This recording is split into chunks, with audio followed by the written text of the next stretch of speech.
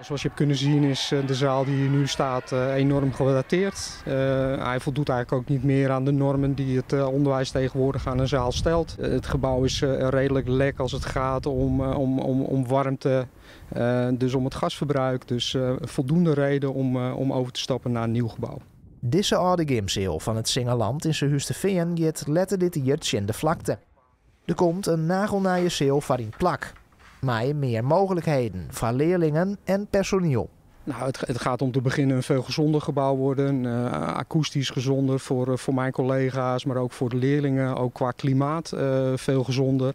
Het gebouw is nu eigenlijk te laag en te smal. Zeker als de balsporten hier moeten gebeuren. Dus daar gaat veel meer ruimte voor komen. De totale kosten 1,6 miljoen euro. De gemeente die van Achtkarspelen had daar juist er unaniem mee instemd. Het vergunningentraject is eigenlijk al geweest. We zijn al langs de welstandcommissie geweest. Dus we zijn op het punt dat straks de zaal aanbesteed kan gaan worden. De tekeningen zijn eigenlijk allemaal nagenoeg klaar. En dan is het wachten op de inschrijving. En onze wens is om uiteindelijk begin volgend kalenderjaar het gebouw opgeleverd te krijgen.